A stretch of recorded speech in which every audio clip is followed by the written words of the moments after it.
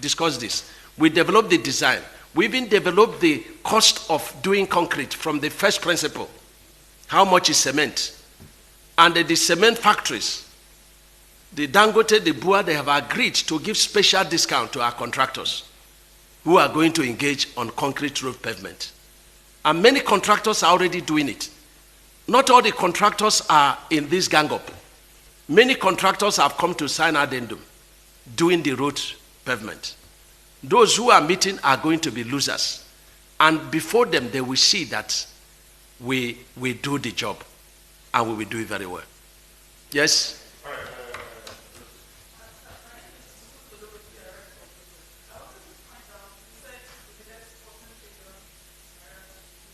No. We inherited 18,897 kilometers of road, worth 14 trillion. There are funding, sources of 5.1 trillion. So we have a funding gap of 6 trillion. It's going to come from Mr. President ingenuity. He will figure it out.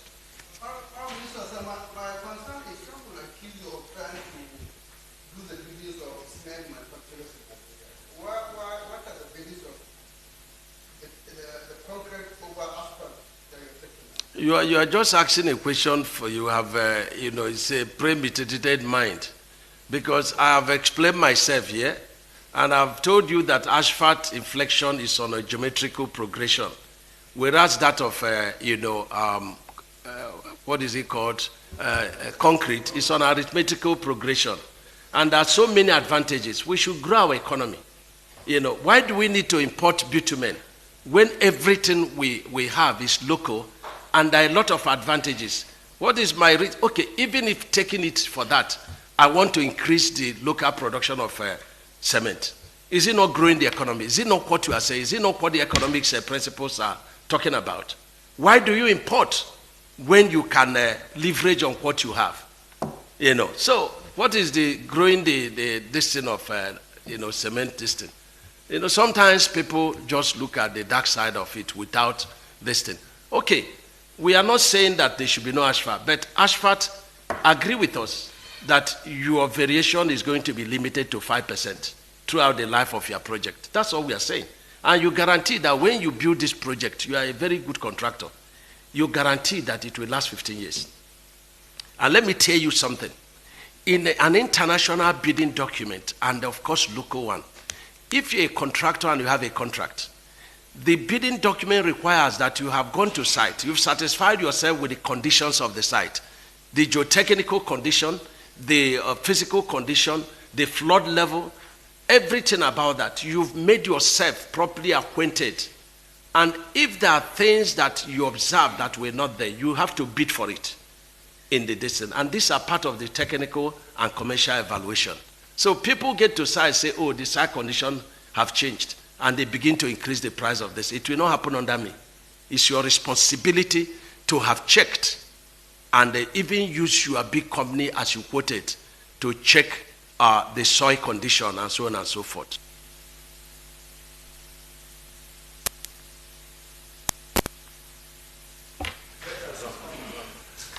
Good evening, gentlemen of the press. I came to Villa to see Mr. President to discuss about road infrastructure. And I want to thank God because Mr. President approved all my requests. And these requests are requests that will renew the hopes of Nigerians on our road sector development.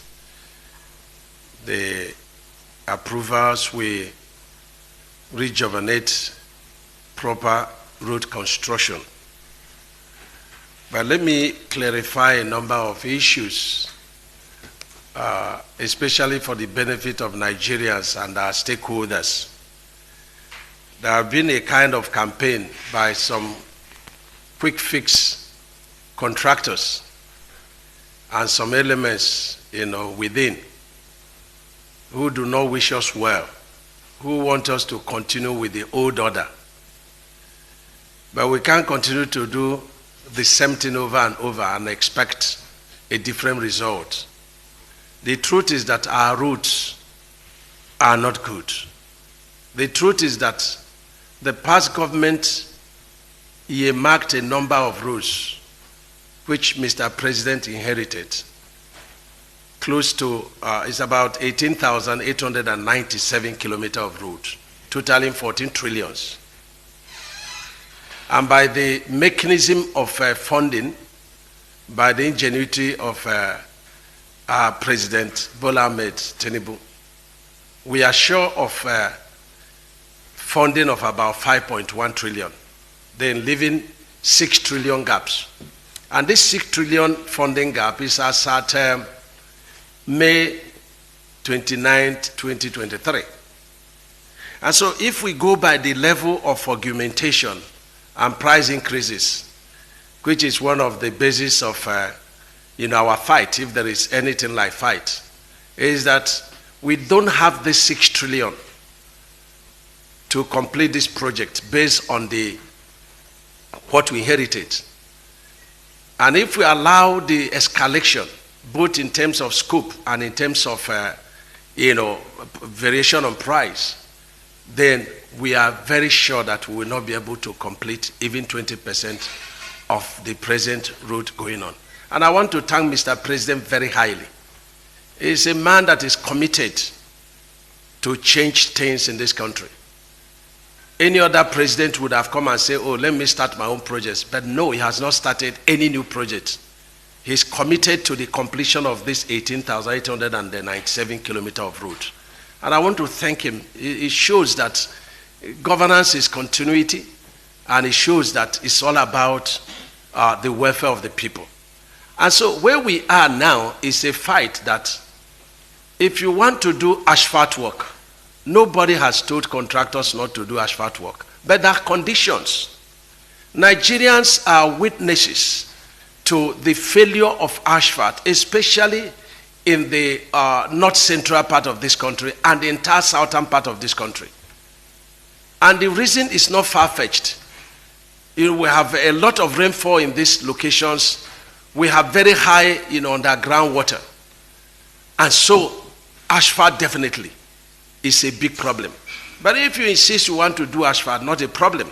But the conditions are that you will guarantee Nigerians that when you finish this asphalt road job, which you are very sure of, it will not fail within at least 15 years.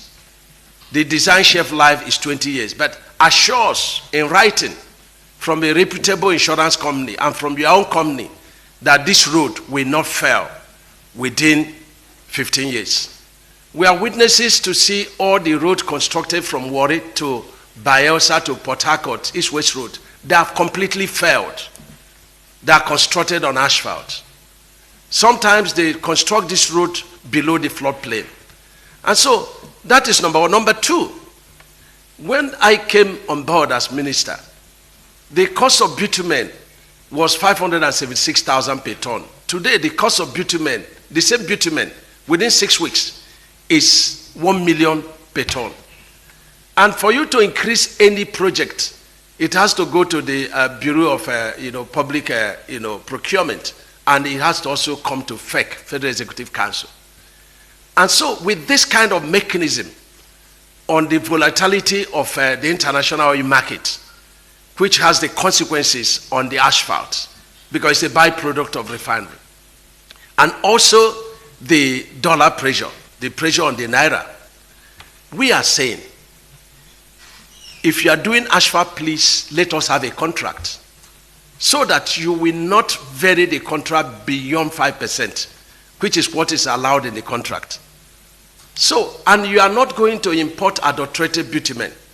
Why is it that when you bring bitumen here, you are putting modifier, enhancer, this and that? The question is, in overseas, do they put all these things? So why would you allow adulterated bitumen and then you come here, you say you are putting modifier, And we are witnesses that in the 50s, the road constructed on asphalt in the 50s were much more durable than what we witness today.